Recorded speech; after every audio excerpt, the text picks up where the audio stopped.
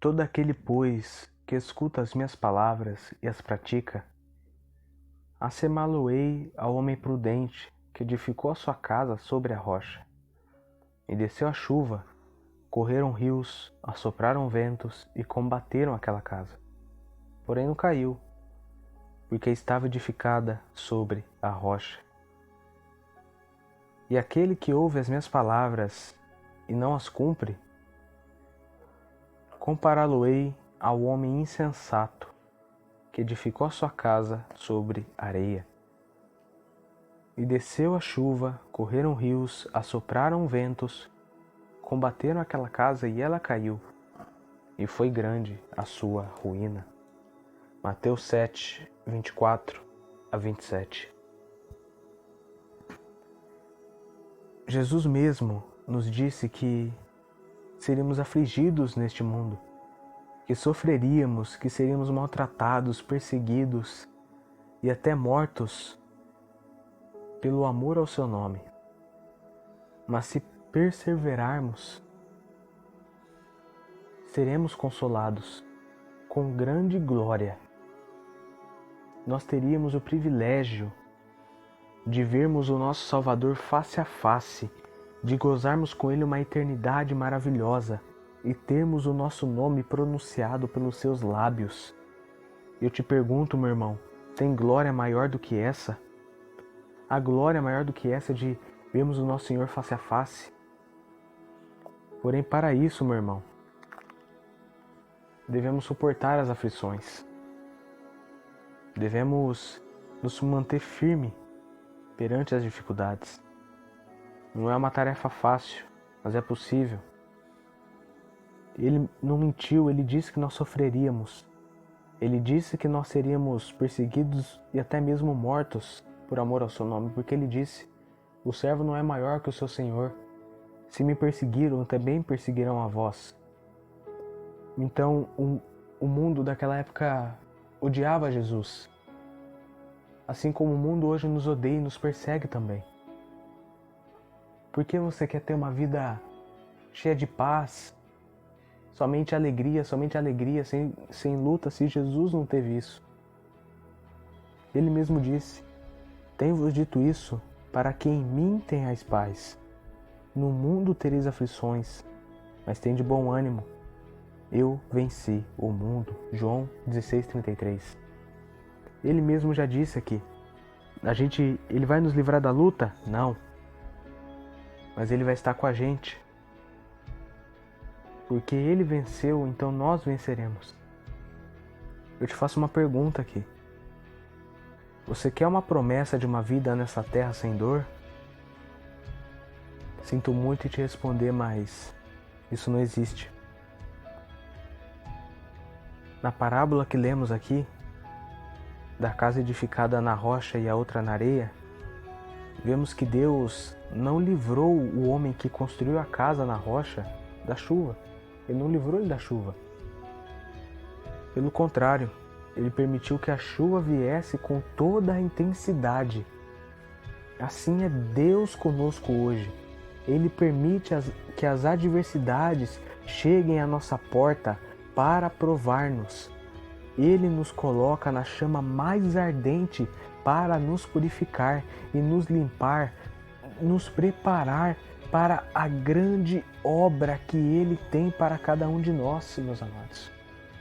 Então, Deus usa as lutas na nossa vida como aprendizado para nos deixar mais fortes, para nos calejar, posso usar essa linguagem, para sermos capazes de cumprir a missão que Ele nos confiou.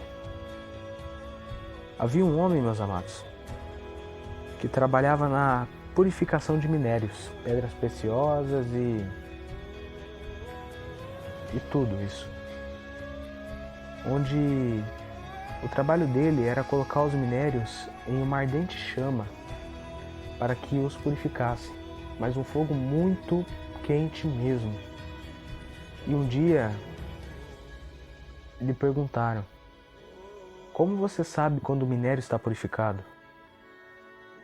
E ele disse: quando eu consigo ver o meu rosto, o meu reflexo no minério. assim é Deus conosco. Ele nos permite as aflições para que a face dele resplandeça na nossa, para que as pessoas vejam a Cristo em nós e o rosto de Jesus em nós.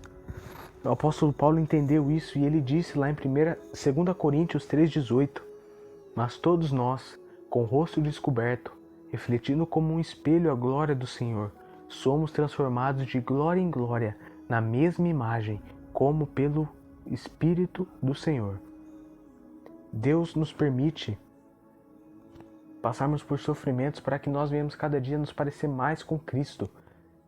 Esse é a função do Espírito Santo em nós, nos tornar cada dia mais parecidos com Cristo. Parece um processo devagar, né?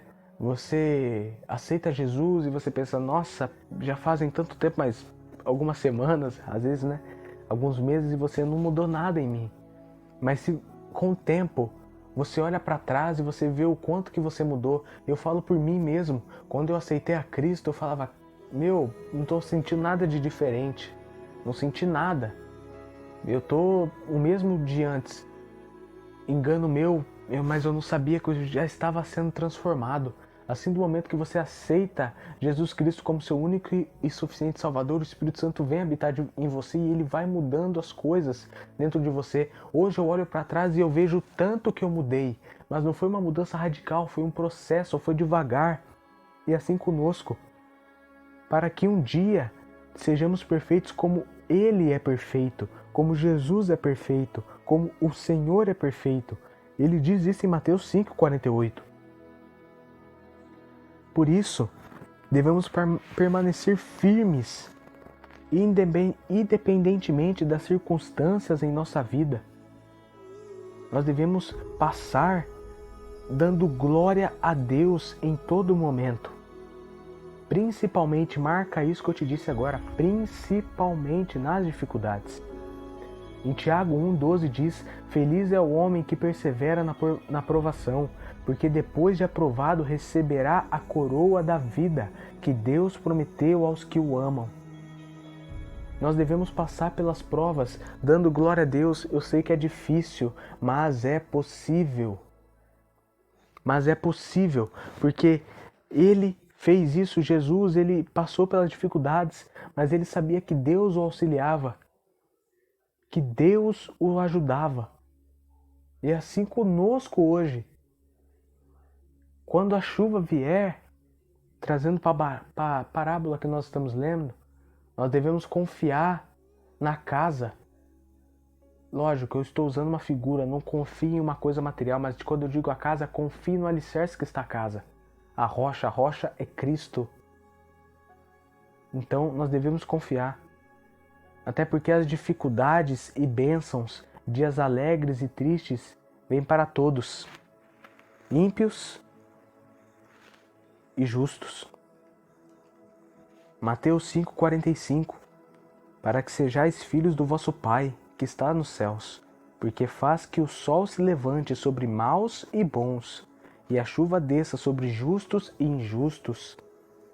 Então, o bem e o mal vai vir para todos nessa vida. Mas diferente dos ímpios, nós teremos grande consolo. Diferente dos ímpios, as dificuldades que nos é imposta é para aprendizado e aprimoramento da nossa fé. Já eles são somente para sofrimento. O ímpio ele vai passar por momentos felizes nessa terra? Vai passar por momentos tristes? Vai. Mas o importante, meu amado, não é essa terra, é a eternidade que é o mais importante. O ímpio, se ele não se converter, ele vai passar sofrimentos nessa terra, alegrias nessa terra, mas vai passar por um sofrimento eterno no inferno. A eternidade sofrendo, por isso nós devemos pregar, por isso nós devemos nos posicionar, por isso nós devemos pregar dentro e fora de tempo, porque, meu irmão, nós somos igreja, nosso dever como igreja é pregar a toda criatura. Para livrar o máximo de pessoas, nós devemos saquear as almas do inferno, porque Jesus disse que nós somos a igreja e que as portas do inferno não prevalecerão contra nós. Nós devemos livrar mais pessoas de construírem a sua casa sobre a areia. Nós devemos falar para as pessoas construírem a sua casa sobre a rocha, porque virá a chuva. E quando a chuva vier, o importante é saber aonde que está o alicerce da sua casa. Ele está na areia, onde é tudo corrompido, onde é tudo sujo, onde é frágil, ou está na rocha que é firme, é sólido. As palavras de Deus são eternas. Nós devemos nos agarrar no que é eterno.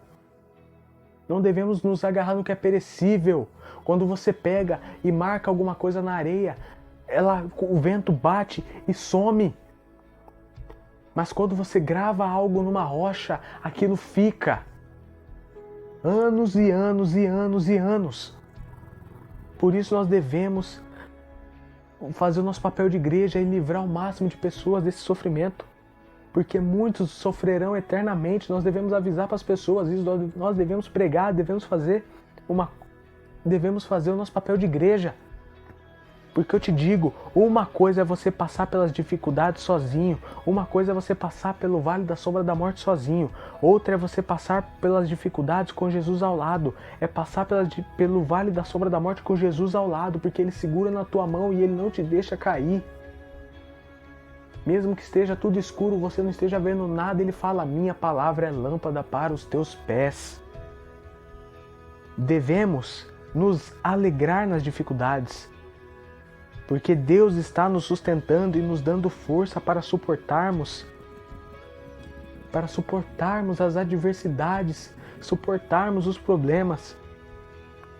Na parábola da casa, na areia e na rocha, vemos que a chuva veio para os dois, mas apenas um resistiu e suportou a adversidade, ou seja, a chuva.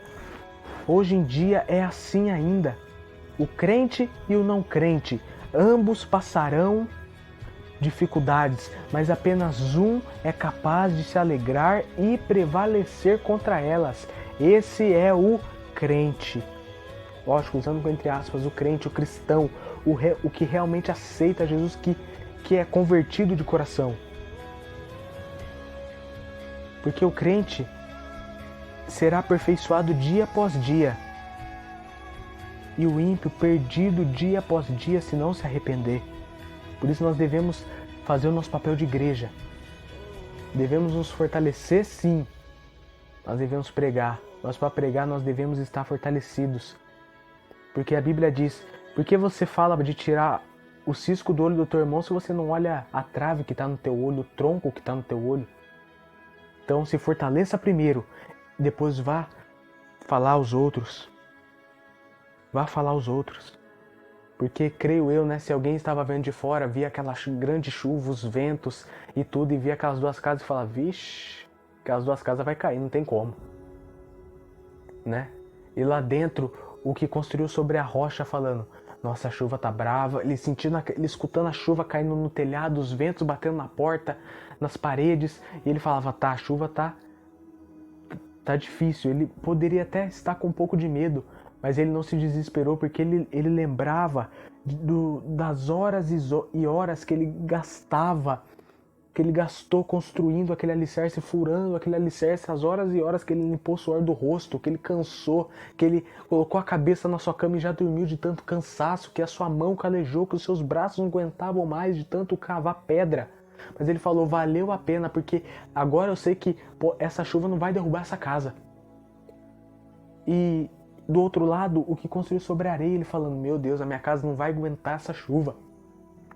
Eu lembro quando eu estava construindo esse alicerce, eu lembro o quanto foi fácil, o quanto eu me esforcei muito pouco para isso, o quanto eu suei pouco para isso. O quanto que foi difícil, o quanto que foi fácil, eu sei que essa casa não vai aguentar e dito e feito, ela caiu. O reino de Deus é conquistado por esforço. Você tem que suar. Deus ele já fez essa parte dele, Jesus já morreu na cruz, agora é com você, meu irmão. Creia. Faça a sua parte como igreja. Aonde está o seu alicerce? Nas coisas do mundo que são perecíveis, na areia? Ou nas palavras de Deus que é eterna, na rocha, que é Cristo? É o que eu te pergunto, meu amado. Que Deus te abençoe. Em nome de Jesus. Amém.